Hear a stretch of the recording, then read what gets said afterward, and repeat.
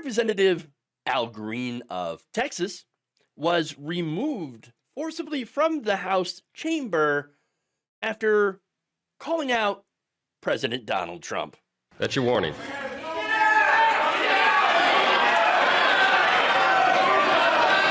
Members are engaging in willful and continuing breach of decorum, and the chair is prepared to direct the Sergeant-at-Arms to restore order to the joint session. Mr. Green, take your seat. Take your seat, sir. Take your seat.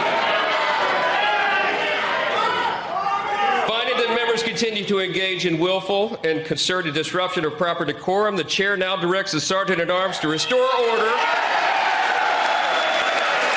Remove this gentleman from the chamber.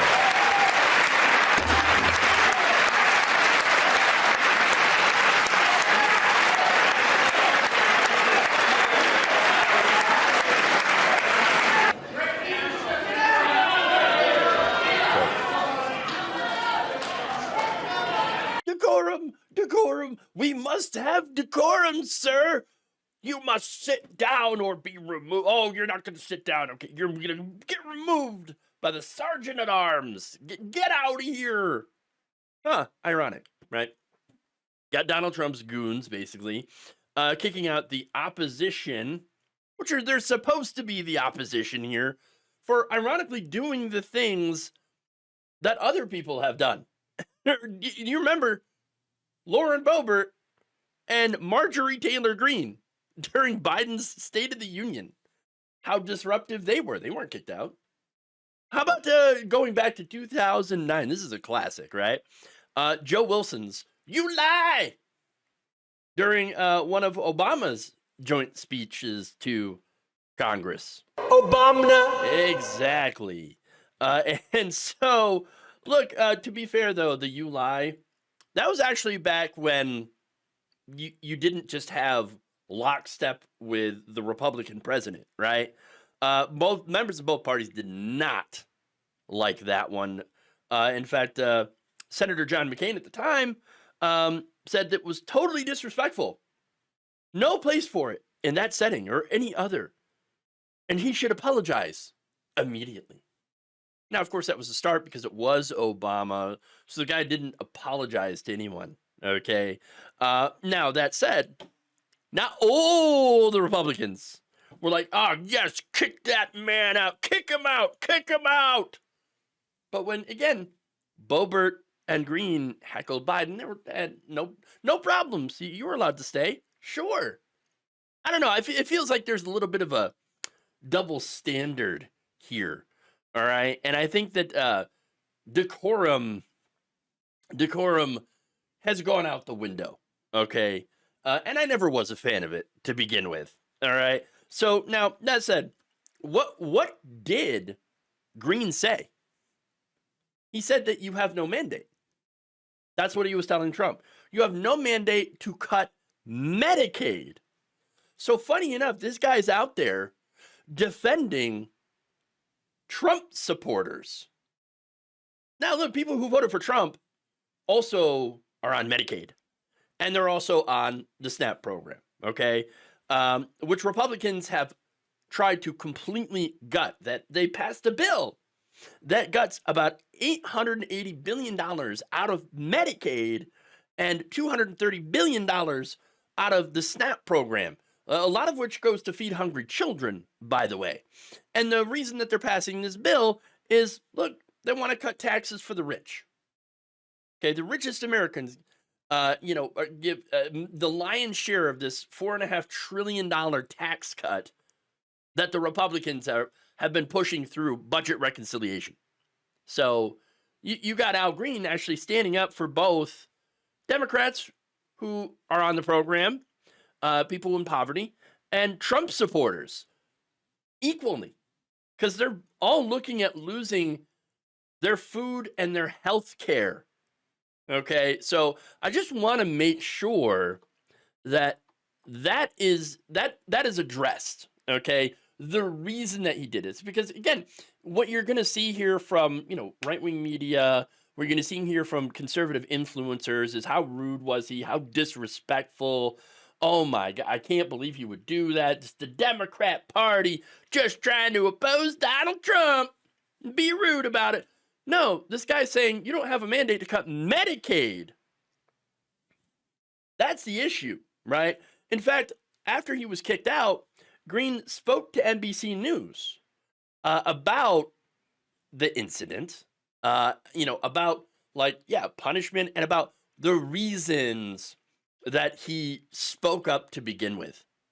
I've said I'll accept the punishment, but it's worth it to let people know that there are some of us who are going to stand up against this president's desire to cut Medicaid, Medicare, and Social Security. So were you saying you have no mandate? Is that what you just said? That's he has no mandate to cut Medicaid. None.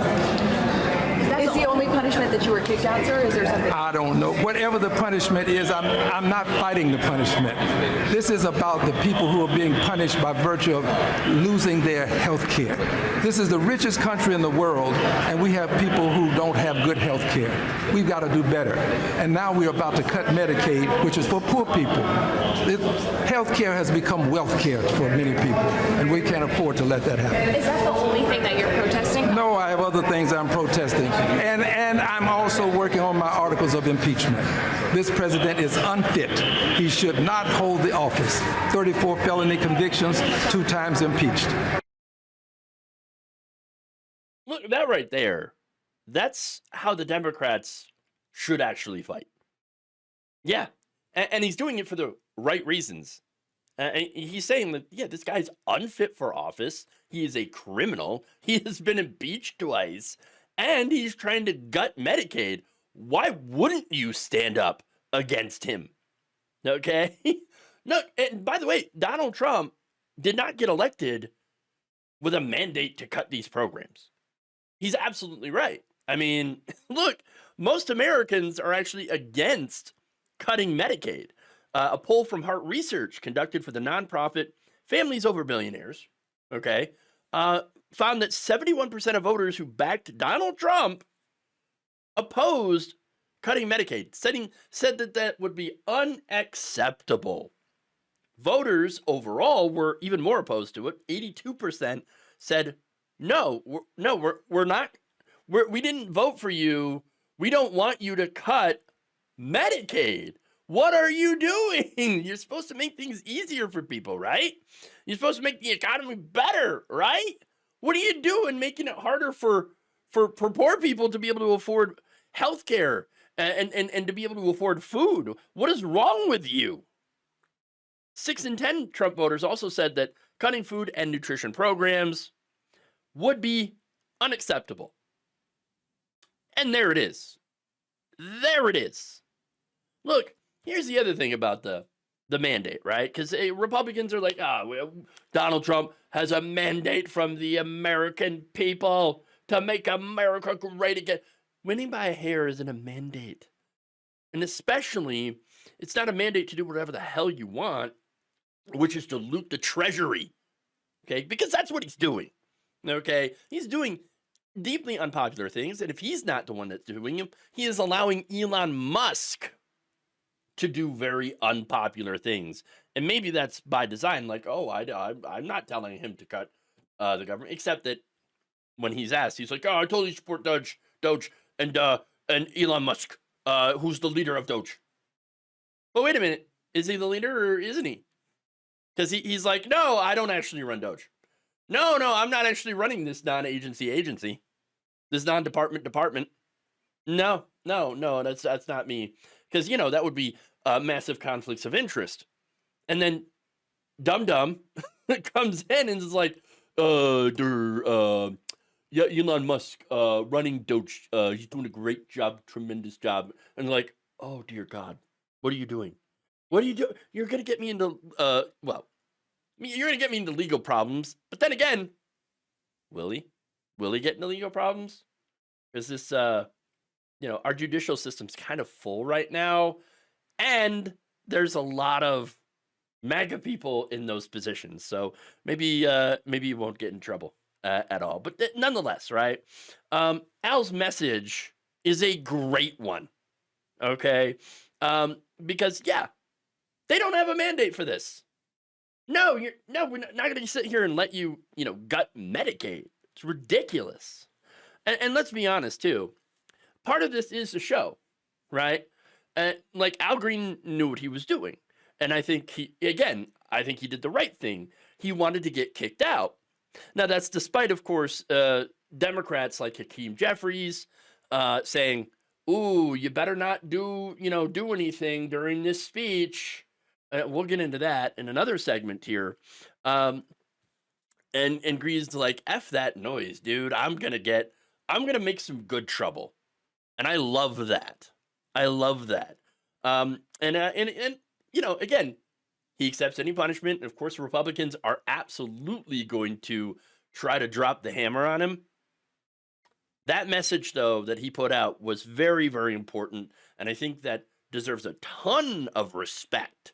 And I think it should just reinforce the fact that for Democrats, the time is way past for decorum, okay?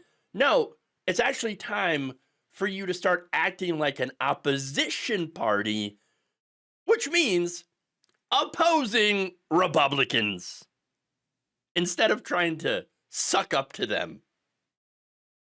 Do your job, Democrats. Be more like Al Green. Thank you for watching. If you enjoyed this video, please like, share, subscribe, hit the bell icon in order to get notified whenever a new video is released. And if you want to support independent, progressive media through this difficult time where it seems like everybody is shutting down, you can become a member on our YouTube page, you can become a subscriber on Facebook, or you can go to my Patreon. It's patreon.com/Jeff Waldorf. Thank you.